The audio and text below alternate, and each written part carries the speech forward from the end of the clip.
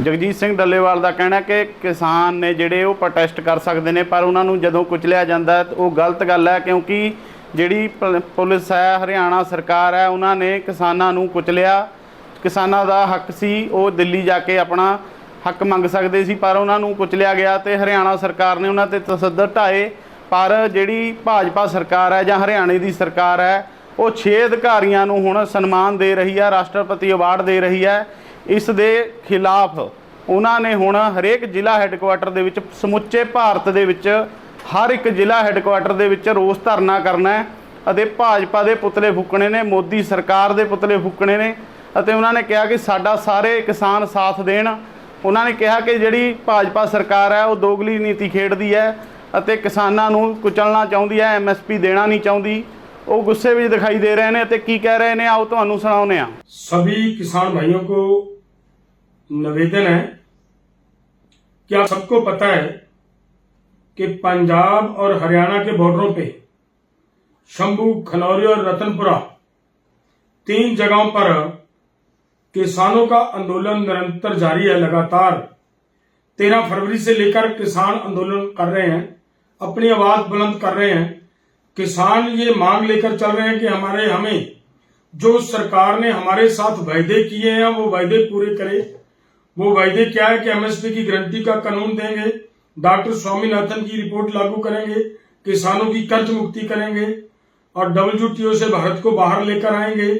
और इसके साथ साथ जो लखीमपुर खीरी के हमारे पीड़ित हैं उनको इंसाफ दिलाया जाएगा और किसानों के ऊपर पाए गए मुकदमे वापस लिए जाएंगे। इसी तरह से ये 12 और सभी की सभी 12 मांगे हैं जिनको लेकर लोग, हमारे देश का किसान दिल्ली अपनी राजधानी में आना चाह रहा था। सबसे बड़ी दर्दनाक बात यह है कि हम एक डेमोक्रेटिक कंट्री के अंदर रह रहे हैं। जब हम लोकतांत्रिक देश के अंदर रह रहे हैं तो हर व्यक्ति को हमारे संविधान ने यह राइट दिया है कि वो अपनी डिमांड, अपनी समस्याएं, अपनी मुश्किलों को लेकर आंदोलन कर सकता है, अपनी बात अपनी सरकार के पास रख सकता है। और वो बात रखने के लिए देश का किसान 13 फरवरी को दिल्ली की तरफ जा रहा था। तो आप सबको पता है जो जिस तरीके से हरियाणा गवर्नमेंट किसानों के साथ पेश आई, किसानों के साथ जिस तरह से उन्होंने अत्याचार किया, जुल्म किया, वो पूरी दुनिया को इस बात की सूचना मिल चुकी है, खबर मिल चुकी है कि हमारे आने से 6 दिन पहले ही वो रोड्स ब्लॉक कर दिए गए थे, सभी के सब रोड ब्लॉक कर दिए गए थे। तो हमारा ये कहना है कि जिस समय किसान यहाँ पे आए 13 तारीख को, 14 फरवरी को और 21 फरवरी को किसानों के ऊपर जिस तरह से गोलियां चलाई गई, जिस तरह से जहरीली गैस छोड़ी गई, जिस तरह से किसानों को सीधा टारगेट कर गोलियां चलाई गई, उसका खमियाजा ये हुआ कि हमारे देश में हमारा लोकतंत्र का जो कत्लेआम किया गया। एक नौजवान शुभकर्ण की शहादत हुई, 5 की आईसाइट चली गई और लगभग 433 किसान जख्मी हुए और ट्रैक्टर तोड़े गए, वो अलग है। ये सब हुआ, लेकिन होना ये चाहिए था कि जब देश लोकतंत्र है, यहां पे संविधान का राज है, कानून का राज है, तो सभी को संविधान ने ये राइट दिया है कि वो लोग प्रोटेस्ट कर सकते हैं, अपनी राजधानी में आकर अपनी बात रख सकते हैं। तो जिन लोगों ने, जिन अधिकारियों ने, जो सरकार ने देश के लोगों का ये राइट कुचला, संविधान का दिया हुआ ये अधिकार कुचला गया, उनके खिलाफ मुकदमा दर्ज होना चाहिए था।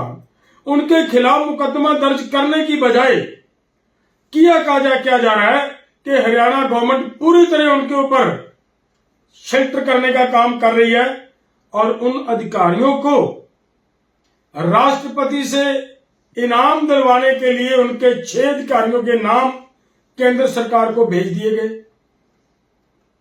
ये भाइयों एक बहुत ही खतरनाक बर्तारा है हमारे देश के लोगों के लिए, आंदोलनकारियों के लिए।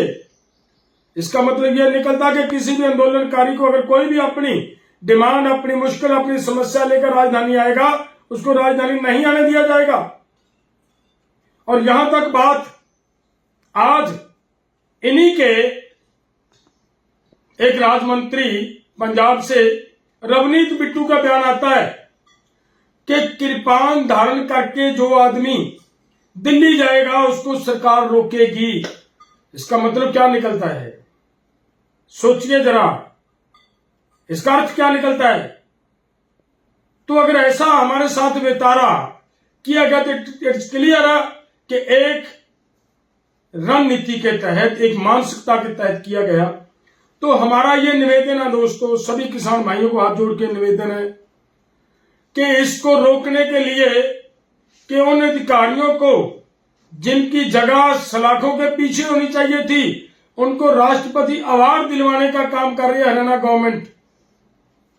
तो इसके खिलाफ पूरे देश के अंदर एक आंदोलन खड़ा करने के लिए SKM non political and KMM की तरफ से कार्यक्रम दिया गया है।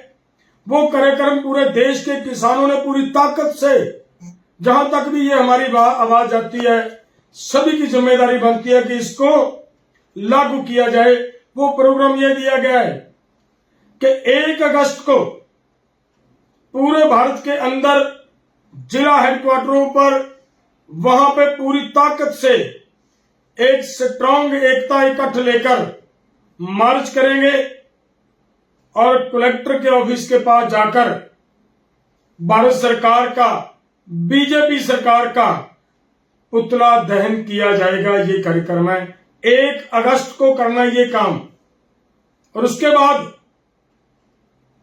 जिस तरह इन्होंने 3 क्रिमिनल कानून लेकर आए हैं और जो एक धारा 144 लगाने का राइट एक डिप्टी कमिश्नर के पास था, वो इन्होंने उससे पकड़कर एक डीएसपी को देने का काम किया। इसका मतलब ये है कि कोई भी आदमी भविष्य में आंदोलन नहीं कर पाएगा। कहीं पे भी डीएसपी की मर्जी होगी, धारा 144 का ऐलान कर देंगे और आपको लठ मारकर, पीट कर वहां से भगाने का काम करेंगे। ये ऐसा कानून में व्यवस्था की गई है। तो उस कानून के खिलाफ और एमएसपी की गारंटी का कानून लेने के लिए उसके पक्ष में हमारा यह कार्यक्रम दिया। फिर से दोनों संगठनों की ओर से, दोनों फोरमों की ओर से, एसकेएम नॉन पॉलिटिकल और केएमएम की ओर से, कि हम 15 अगस्त को पूरे भारत के अंदर हर गांव में, हर शहर में, हर जिले के अंदर एक स्ट्रॉन्ग ट्रैक्टर मार्च किया जाएगा। ट्रैक्टर मार्च करेंगे और उसके साथ साथ कलेक्टर ऑफिस के सामने जाकर या कहीं पे मेन जगह मिलती है, वहां पे जहां पे आपकी गैदरिंग अच्छी हो सके, वहां पे इन कानूनों की कापियां जलाई जाएंगी। ये प्रोग्राम, 2 प्रोग्राम दिए गए हैं। मैं हाथ जोड़कर निवेदन करता हूं पूरे देश के किसानों को, इन दोनों कार्यक्रमों को पूरी ताकत से लागू करना है, ताकि हम उन अधिकारियों के जिनके नाम इन्होंने राष्ट्रपति अवार्ड के लिए भेजे गए, उनको रोक सके और देश के लोगों को इंसाफ दिलाया जा सके। और दूसरी बात, ये जो 3 कानून आकर हमारे ऊपर थोपे जा रहे हैं लाकर, इनको रोकना अति आवश्यक है। आंदोलनकारी लोगों के लिए बहुत जरूरी है। इसके लिए मेरी हाथ जोड़ के विनती है, पूरे देश के अंदर इन दोनों कार्यक्रमों को पूरी ताकत से लागू करने का प्रयास किया जाए। बाकी आगे की बात नेक्स्ट वाली वीडियो में फिर आपके पास मैसेज भेजेंगे, जो उसके आगे के कार्यक्रम है वो भी बताएंगे।